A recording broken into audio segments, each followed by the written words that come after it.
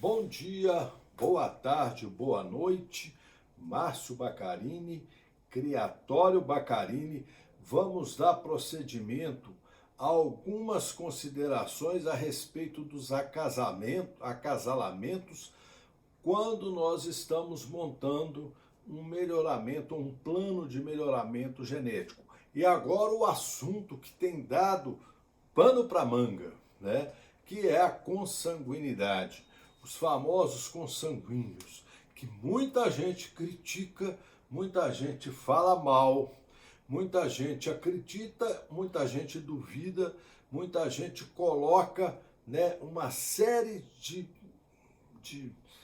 situações que não passam, na verdade, de informações sem nenhum sentido, ok? Então vamos falar um pouquinho dos consanguíneos e de onde eles entram nesse projeto de melhoramento genético. Então vamos lá. Vamos começar com coisa assim que está na nossa cara, tá? Assim, no dia a dia, nosso, no dia a dia. Vamos pegar, por exemplo, uma vaca que seja girolanda, ou seja, uma vaca que seja o cruzamento de um gir com o holandês. Ou seja, uma vaca girolanda. O que acontece aqui? Acontece aqui um cruzamento entre, né, duas linhagens puras, o gir e o holandês, em busca de um elemento, ou de uma outra vaca, ou de um outro touro, que seja, né, portador de qualidades, né, que se somam entre o gado gir e o galo holandês, a produção e a rusticidade desses animais puros. Então, quando eu parto desse indivíduo e olho para cima, eu consigo enxergar quais foram os animais que deram origem a essa girolanda. Ou seja, esse animal aqui tem uma família conhecida. Bom, se vocês entenderem um pouquinho, mas pouca coisa a respeito, nós vamos ver que existem graduações, né, nesses cruzamentos. Então você vai encontrar meio sangue, 3/8, 5/8, etc. e tal, frações diferentes de sangue de um ou outro, né, para a produção dessas vacas girolandas. Então tem girolanda, meio sangue, 5/8 e por aí vai.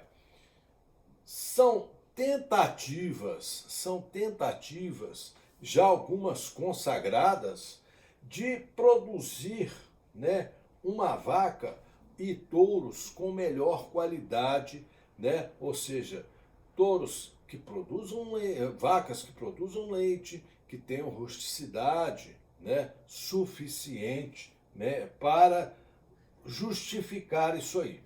Mas o que é importante é a gente saber que nessa situação eu consigo retroagir e olhar, né, quais são as linhagens.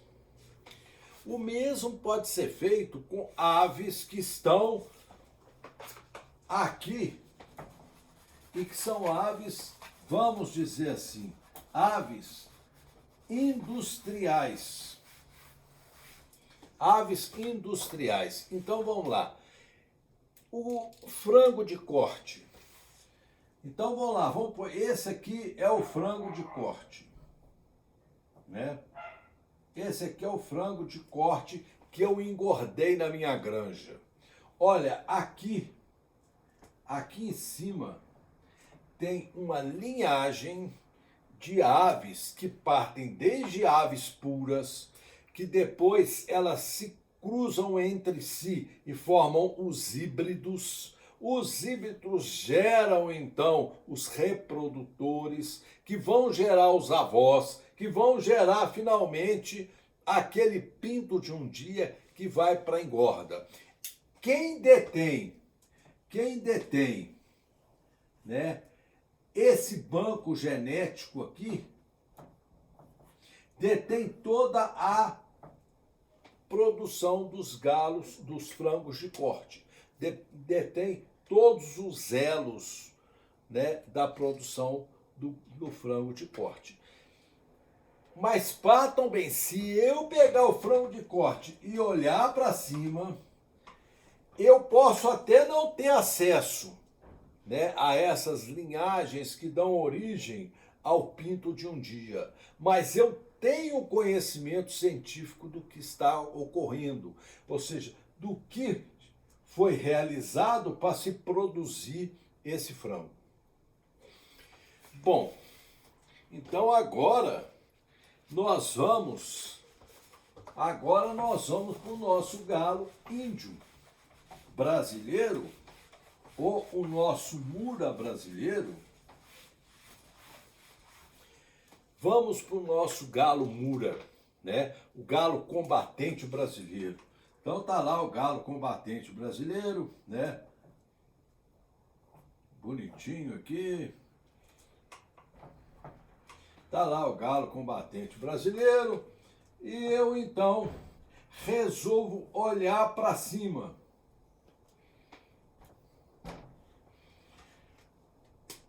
Eu até posso saber que o nosso galo é, na verdade, uma mistura, um caldeirão de sangues, né? Eu posso falar assim, olha, tem sangue chamo, tem sangue malaióide, tem sangue baquivoide, tem sangue sumatra, tem sangue isso, sangue aquilo, mas o nosso galo mura não é ainda uma raça definida.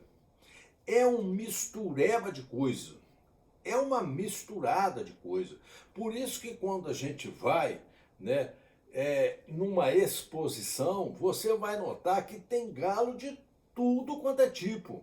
Você vai ter um galo com uma cauda um pouco mais para cima, outro com a cauda um pouco mais para baixo, com a cabeça um pouco mais larga, a cabeça um pouco mais fina, um bico de 3 canos, um bico mais fino, um bico mais curto, um bico mais comprido, um galo mais descanelado, outro com a canela mais curta, um mais chatola, pesos variáveis, cores diferentes. O nosso galo mura, na realidade, é o resultado supremo da zorra, né? Da zorra genética. Foi misturando isso ao longo de muitos e muitos anos, né? Aí aproximadamente 400 anos que vem se fazendo essa mistureba toda, até chegar no nosso galo mura hoje. Então o nosso galo mura é uma sopa de famílias, uma sopa de raças, uma sopa genética, né? Aquela zorra. Por isso tanta diferença, né? Você não tem um padrão no galo nacional, não tem. Ele tem um tipo assim que você bate o olho e fala assim, é um galo de combate. Quem conhece, bate o olho e sabe. Mesmo assim, o nego às vezes fica meio com o pé atrás, né? E aparece todo tipo de questionamento. Por exemplo, o galo pedrezo, o carijó, né? Muita gente fala que isso aqui não presta, né? O outro fala, não, tem nada a ver, né? O galo, né? Pescoço pelado, isso é galo de briga? Não é galo de briga. Onde que apareceu essa característica de pescoço pelado num galo de combate, né? E muita gente, então, diante de tantas, né, de tantas dúvidas, né, não querem nem saber. Outro dia eu ouvi, né, até uma piadinha contada, não sei se foi Boca de Lata, que falou assim, eu cruzei um galo pescoço pelado com um galo sem rabo e consegui de 100% de porcaria. Então, eu não quero chegar a tanto extremo, né? Mas os nossos galos índios combatentes é uma sopa de genética.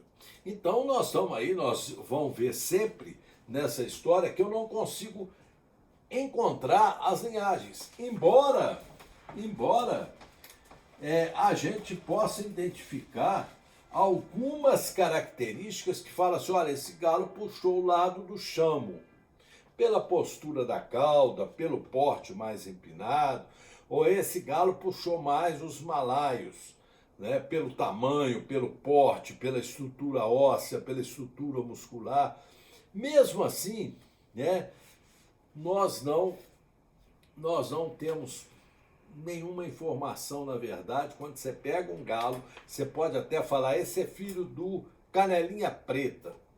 Sim, que é filho do bucheiro, que é filho do jacaré, sei lá, que é filho do cilantro, mas você está trazendo filhos dos filhos dos filhos, e no final de contas você está trazendo aqui só informações, mas nenhuma delas focada na genética, focada em ser filho de fulano, filho de ciclano, né? E se você for puxando a cordinha, você vai chegar lá na frente, era filho de um galo nacional. Estancou, né? Porque o galo nacional não é uma ave pura, não é uma ave pura. Por outro lado, isso explica porque quando eu cruzo um galo com uma galinha, tem tantos animais diferentes que surgem desse cruzamento, né? Tem animais chatola, animais compridos, animais bons, animais ruins, uns brigam assim, outros brigam assado, etc. Né? E que pese, né, o galista, que não é nada bobo, já fazer uma seleção, né, de tal forma que todos os galos deles, por exemplo, saiam trancados, né, saiam costeiros, batam na coluna, batam no peito. Né? Nós já temos linhagens que já absorveram essas qualidades. Mas nenhuma linhagem de galo nacional é considerada uma linhagem pura. Voltando aqui, né, ao exemplo da vaca girolanda, quando eu cruzo um gir com um holandês, né, e tiro aqui girolanda,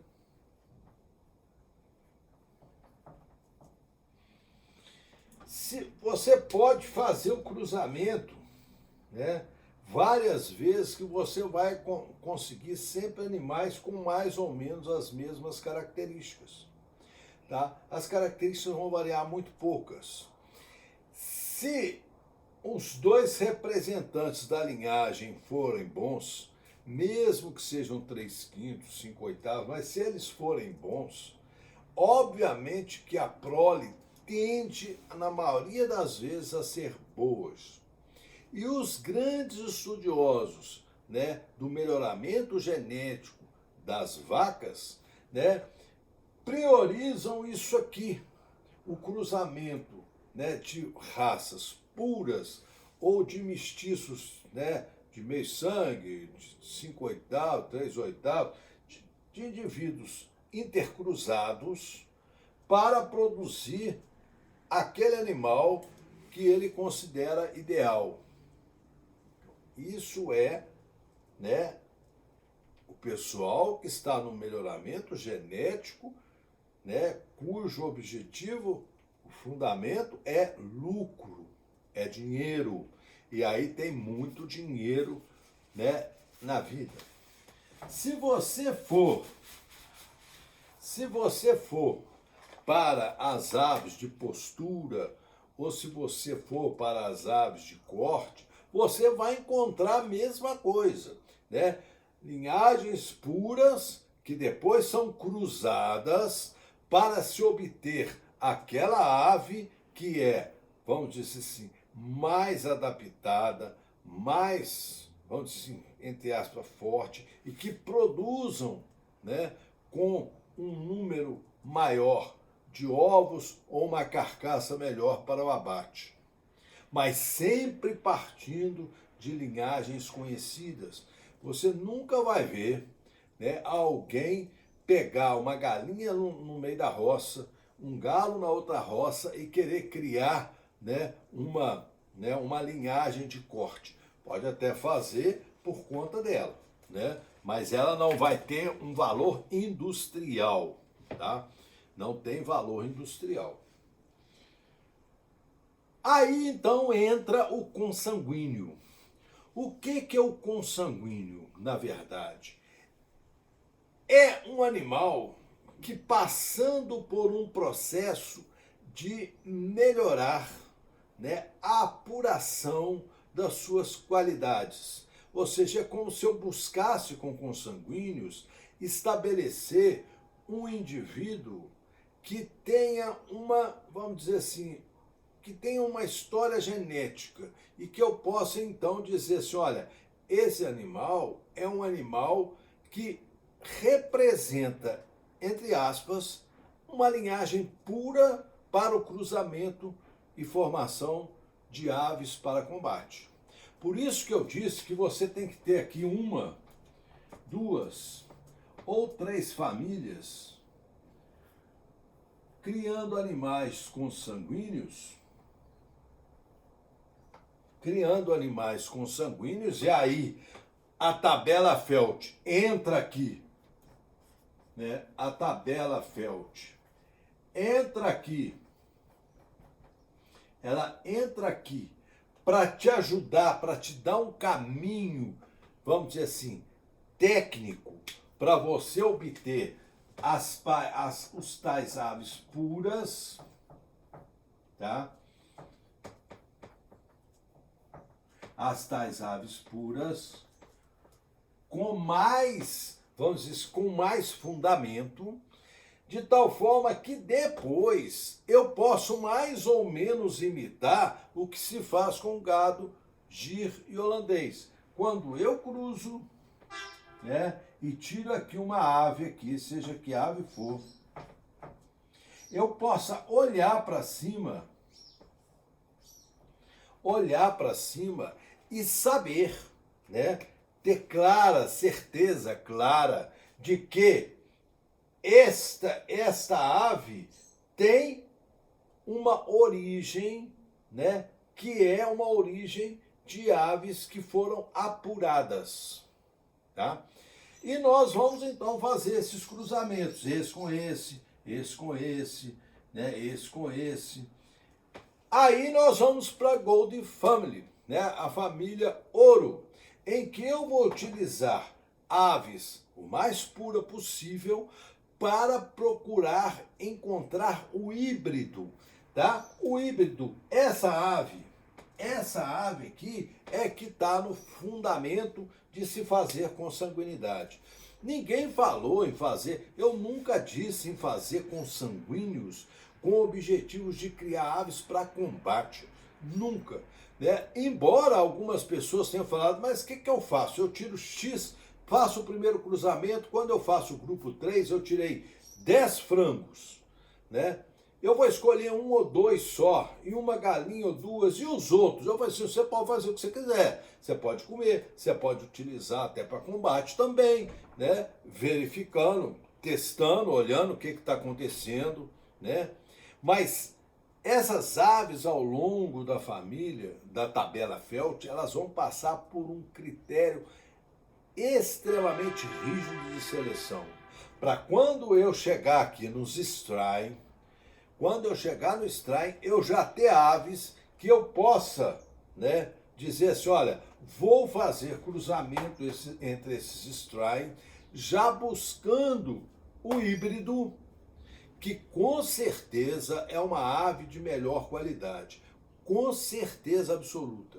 Então, quando eu faço consanguinidade, o que eu estou querendo fazer é, na ausência de ter linhagens puras, cujo cruzamento eu gero uma ave de qualidade, como é o que se faz tanto em aves de corte, quanto se faz em aves de ovos, quando se fala em bois, né, em vacas, já que eu não tenho essa linhagem para fazer isso com galos combatentes, eu apuro uma linhagem o máximo que eu puder, cada vez mais, né? Para fazer isso, eu uso a tabela Felt e depois, com essas aves cada vez mais apuradas, eu busco o cruzamento entre elas Aí nós vamos para a Gold Family, eu busco cruzamento entre elas para buscar o híbrido, para buscar, né, entre aspas, a minha girolanda, para buscar, entre aspas, a minha ave com melhores qualidades e para quais eu posso olhar para cima e falar assim, olha, deu certo esse cruzamento, então eu olho para cima e falo, então essas duas famílias vão produzir animais para o meu, né, para o meu combate, para os combatentes para mim. Então a minha criação passa a ter fundamento, ser fundamento. Aqui entra a tabela Feld, tá? Então eu vejo muita gente falando assim, eu vi o sujeito fez consanguíneos e nada prestou, mas ele não vai prestar mesmo assim da forma como se pensa, né? E a consanguinidade, ela faz sentido se o objetivo, e eu já disse isso no outro vídeo, se o objetivo for melhoramento. Então, o consanguíneo é uma forma de você apurar numa família as qualidades que você gostaria que tivesse nas suas aves. Você tem 2, 3 famílias, né, de consanguíneos.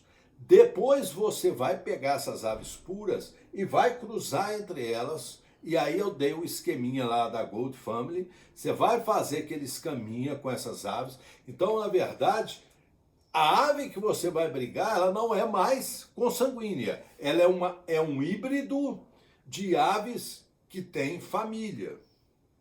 A hora que você acertar esse híbrido, ele vai ser muito melhor do que você simplesmente sair cruzando por aí. Então, a família consanguínea, a tabela Felk, ela tem o objetivo de substituir a ausência de linhagens puras cujo cruzamento de aves, né, vamos dizer assim, de aves híbridas de boas qualidades combatentes. Alguém pode dizer assim, não é, Márcio? Peraí, se os galos combatentes são, né, originados do galo chamo, do galo tuso, do galo, né, do banquiva, Sumatra, etc. Então, por que eu não pego essas linhagens puras, cruzo elas para fazer o nosso híbrido? Não dá certo por uma questão muito simples. O nosso galo combatente, as exigências que se deram hoje, que se pede hoje aos galos combatentes, elas são exigências que não se encontram nessas linhagens mais. Né? Elas foram tão cruzadas e foram tão, né, mestiçadas que você não tem mais conhecimento. Se eu pegar um galo combatente na mão, eu não tenho como falar, olha, isso é meio sangue disso, 1/3 de sangue daquilo. Eu não sei, é um coquetel. É um coquetel. Então, muita gente já experimentou fazer isso, pegar 2 linhagens puras, cruzar. Você vejam que o brasileiro, ele é tudo, mas não é burro. Né? O brasileiro pensou assim, ele já chegou à conclusão seguinte, o galo banquiva é rápido. O galo, né, malaio é forte. Né? O galo banquiva fere muito. O galo malaio, não. Ele massacra muito. Ele bate forte, ele machuca, mas ele não é de espora. A espora está no banquiva. Então, se eu cruzar os dois, eu vou conseguir juntar numa terceira ave a robustez, né, o tamanho, né, a desenvoltura muscular e óssea do galo malaio com a rapidez e a capacidade de ferir do galo banquiva. Sim, a princípio parece que é fácil, né? Mas esse híbrido, ele pode ter qualidades X, Y, mas ele não tem mais, né, as qualidades, né, exigidas para os galos brasileiros, né, para os combatentes brasileiros, o combatente mura, né? Vai sair galo alto, baixo, forte, fraco, vai sair tudo, que quando vai para um estilo de combate que hoje se coloca, ele vai estar totalmente inadequado. Então todo mundo que fez isso deu com burro na água. Né? E nós conhecemos gente grande, não vou citar nome, mas teve gente grande, né? Até eu que sou grande, mas sou grande só no tamanho, não sou grande, né? Na criação sou grande no tamanho, né? Mas até eu fiz isso, né? Fiz, misturei tudo, aconteceu, tudo que você pensar, eu já tive banquiva, já tive galo jerezano, já tive galo malai, já tive galo azil, já tive galo chão, já tive tudo, já tentei tudo. Nada dá certo. Nada dá certo. Quem tenta... Ah, mas o fulano conseguiu um galo assim que foi excepcional. Tá, é 1 em 1,5 milhão de pessoas que fez isso aí, né? Então, a consanguinidade entra aqui só para fazer isso aqui. Já que eu não tenho a raça pura, eu vou fazer uma linhagem apurada. E depois eu cruzo entre essas linhagens apuradas, eu estou mais ou menos imitando o que se faz hoje em melhoramento genético profissional, pegando 2 linhagens puras, cruzando elas e buscando uma ave híbrida, né? A ave que tem um vigor, né, genético caracterizado por um genótipo híbrido, um genótipo de cruzamento de 2 aves puras. É um processo demorado? É um processo demorado. Eu tenho que esperar toda a tabela Felt? Não. Eu já falei para vocês. Os STRY são pontos de atenção. Eu fiz o primeiro cruzamento meio sangue aqui. Na outra família, meio sangue lá. Meio sangue é STRY. Então eu já posso pegar esse meio sangue de cá, esse meio sangue de cá e cruzar. O animal que sai aqui não é consanguíneo, ele é resultado de filho de famílias consanguíneas, mas ele não é mais consanguíneo, ele é um híbrido. Quando eu chego no segundo STRY, então eu estou com aves mais apuradas, mais selecionadas. Obviamente o híbrido terá que ser melhor. Quando eu chego no terceiro STRY, essas aves têm mais qualidades apuradas. Obviamente o híbrido será melhor. Então, vamos parar com essa história de fulano cria galo consanguíneo para brigar, que não deu certo, deu errado, porque não é esse o objetivo da consanguinidade. O objetivo da consanguinidade não é tirar galo para brigar, né? É tirar aves que vão ser pais de galos híbridos, que vão ser, esses sim, utilizados para combate. Tá ok? Então, essa é a segunda parte dessa parte de acasalamento. E nós vamos fazer outros, né? Nós vamos fazer ainda algumas outras informações sobre acasalamento. Eu vou parar essa parte aqui, né? E depois nós vamos mudar de assunto, vamos falar de uma outra situação relacionada a acasalamento. Tá? E vocês vão acumulando essas informações e vocês vão ver que no fim, né, tudo se apazigua e ninguém vai ficar com raiva de mim, porque eu falei de consanguinidade. Não fiquem não, pelo amor de Deus. Eu só estou mostrando para vocês, né, o que normalmente, né, o que eu estou procurando a começar a fazer de novo. Tem alguns poréns aqui que eu vou falar no próximo vídeo, tá bom? Até o próximo. Em breve eu vou postar mais um vídeo a respeito